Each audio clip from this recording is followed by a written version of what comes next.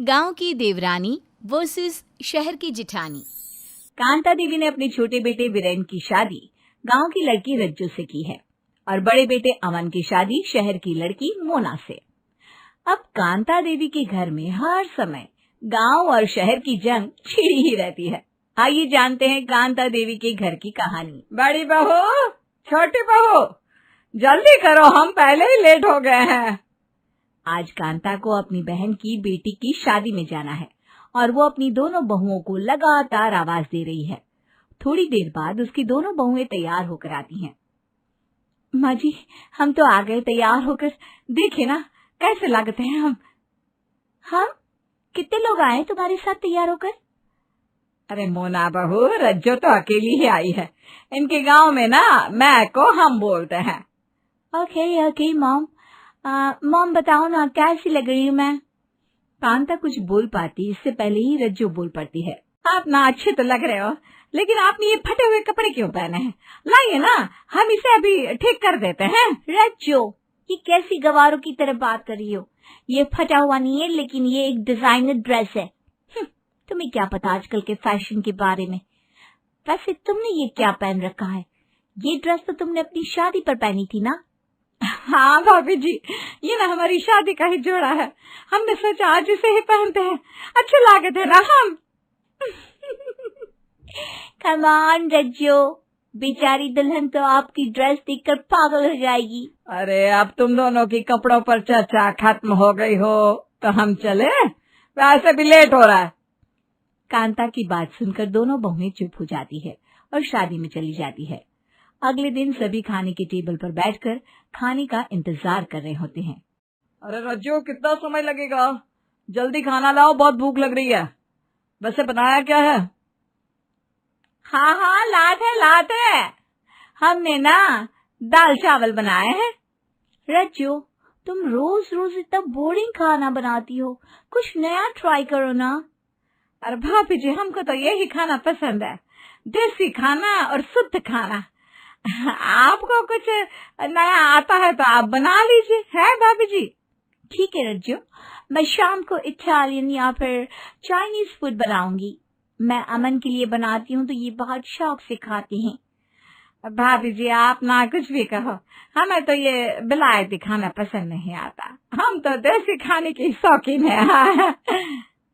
जब दोनों बहुओं को काफी देर हो गई बातें करते हुए तो उनकी सास से रहा नहीं गया। वो बोल पड़ी, अरे तुम दोनों कुछ खाने को भी दोगी या अपना रेस्टोरेंट खोलने का इरादा है? हाँ यार मोना, कुछ भी खाने को दे दो, मगर दे दो, पेट में चूहे दौड़ रहे हैं। दोनों अपने पति को खाना सर्व करती है। इसी तरह एक दिन रज्जो को जब बहुत गर्मी लगती है। हाय, आज कितनी गर्मी हो रही है, पता नहीं ये गर्मी क्या करके मानेगी। अरे तो एसी ऑन कर लो ना, गर्मी आसपास भी नहीं भटकेगी। अरे भाभी छोड़िए ना एसी और बीसी को, हमारे गांव में ना इतनी हवा चलती है कि शहर के सारे एसी फेल हो जावे। हाँ, मगर एसी तो एसी होता है डियर, उसका मुकाबला गांव की हवा क्या करेगी? कितनी धूल मिट्टी होती है गांव में, तो शहर में भी तो कितना प्रदूषण होता है, कितना शोर होता है, हर समय सड़कों पर भीड़ लगी रहती है। गांव में चारों तरफ शांति ही शांति। मुझे तो गांव ही बहुत पसंद है। तुम तो हमेशा ही गांव की तारीफ करती रहती हो। गांव इतना पसंद है तो शहर में रहती क्यों? गांव चली जाओ ना। इस तरह गांव की देवरानी और शहर की जिठानी में लड़ाई शुरू हो गई। दोनों आपस में खूब लड़ती और अपने अपने लाइफस्टाइल को अच्छा बताती। एक दिन वीरेन रज्जो से कहता है, रज्जो चलो आज हम बाहर खाना खाएंगे, तुम तैयार हो जाओ जल्दी से। ठीक है जी, हम अभी तैयार होकर आवत है। वहीं दूसरी तरफ अमन भी मोना से कहता है, मोना चलो आज बाहर डिनर करते हैं। ओके डार्लिंग, मैं भी रेडी होकर आती हूँ। दोनों तैयार होकर आती हैं तो एक दूसरे को देखकर, अरे भाभी जी आप कहीं जा रही हो क्या? हाँ, मैं अमन के साथ डिनर पर जा रही हूँ। और तुम इतना तैयार होकर कहाँ जा रही हो? हम भी तो बीरेन जी के साथ खाना खाने जा रहे हैं। रज्जो मोना की बात सुनकर सोचने लगी, ओह नो, ये गांव की गवार कहीं हमारे साथ ना आ जाए। इसके साथ किसी अच्छे रेस्टोरेंट में गई तो मेरी तो इंसल्ट ही हो जाएगी। दूसरी तरफ रज्जो भी यही सोच रही थी, कहीं ये भाभी जी हमारे साथ तो नहीं आ रही ना, ये बिलायती जिठानी पूरे रास्ते अपनी अंग्रेजी झाड़ेगी और मुझे पकाएगी। तभी वीरेन रज्जू से कहता है, रज्जू क्या सोच रही हो? देखो भैया भाभी हमारा इंतजार कर रहे हैं, जल्दी चलो। अब कुछ नहीं, हम तो बस यही सोच रहे थे कि भाभी जी भी हमारे साथ चलेंगी का? हाँ, भैया ने ही तो बाहर जाने का प्लान किया है। क्यों, क्या हुआ? वो कहा है ना, भाभी जी के कपड़े देखा आपने? कैसे कपड़े पहने, कहीं से छोटे कहीं से बड़े। मुझे ना इनके साथ जाने में शर्म आवत है।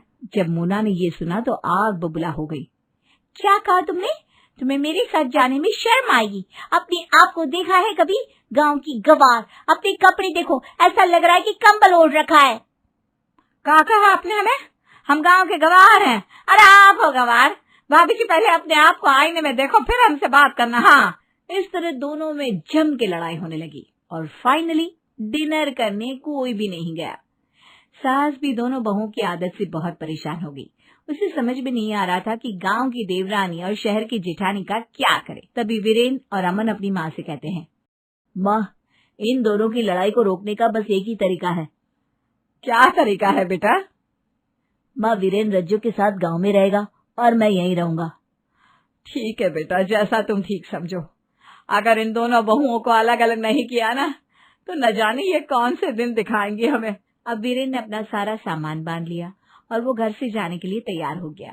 कांता इस बात से बहुत दुखी थी। उसने अपने बेटों से कहा, मैं तो यही चाहती थी कि तुम दोनों एक साथ इसी घर में रहो, लेकिन तुम दोनों की पत्नियों के होते हुए ये सब मुमकिन नहीं है।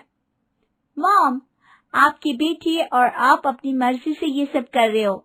मैंने कभी नहीं चाहा था कि मेरे देवर और देवरानी इस घर से चले जाएं। हाँ मां जी, हमारा नाम बदनाम मत कीजिए। हम आपके बेटों को अलग नहीं करना चाहते। गांव में रहना हमें पसंद है, लेकिन गांव जाने की बात हमने कभी नहीं की। चलो, किसी बात में तो तुम दोनों की राय एक जैसी है, मुझे खुशी है इस बात की। लेकिन तुम दोनों हमेशा चूहे बिल्ली की तरह लड़ती रहती हो। घर में अशांति फैला रखी है तुम दोनों ने। मॉम, मेरा तो बस ये मानना है कि वक्त के साथ चलना चाहिए, नहीं तो सबसे पीछे रह जाओगी। और माँ जी, हमारा तो ये मानना है कि हमें अपनी जन्मभूमि और संस्कृति को कभी भूलना नहीं चाहिए। अरे बस करो, तुम दोनों फिर से शुरू मत हो जाना। तुम दोनों अपनी अपनी जगह सही हो, लेकिन प्यार से रहा करो ना। हमारी इन्हीं हरकतों की वजह से मेरे बेटों को अलग रहना पड़ रहा है। अगर तुम दोनों वादा करो कि आगे से ऐसे नहीं लड़ोगी, तो हम अपना फैसला बदल सकते हैं। ठीक है, आप लोग इतना बोल रहे हैं तो मैं प्रॉमिस करती हूँ, आगे से कुछ नहीं कहूंगी। जिसे जो करना है वो करे। रज्जो, तुम बोलो, तुम तो भाभी से नहीं लड़ोगी ना?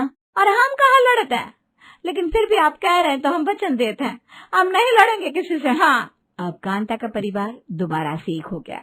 शाम को सभी बैठकर खाना खा रहे थे कि तभी रज्जू हाथ से खाना खाने लगी। अरे रज्जू, हाथ से खाना क्यों खा रही हो? चम्मच से खाओ। भाभी जी, हाथ से खाने का ना मजा ही कुछ और है, आप भी खा कर देखे ना एक बार। रज्जू, तुम ना पूरी इडियट ही रहोगी। भाभी जी, अंग्रेजी में गाली क्यों दे रही हो? अगर हमने शुद्ध हिंदी में गाली दी ना, तो भागती नजर आओगी। दोनों बहुओं में दोबारा से शुरू हो गया क्या घमासान युद्ध। कांता, अमन और वीरेन तीनों गांव की देवरानी और शहर की जिठानी का झगड़ा देखकर हैरान परेशान। ये दोनों कभी नहीं सुधर सकती।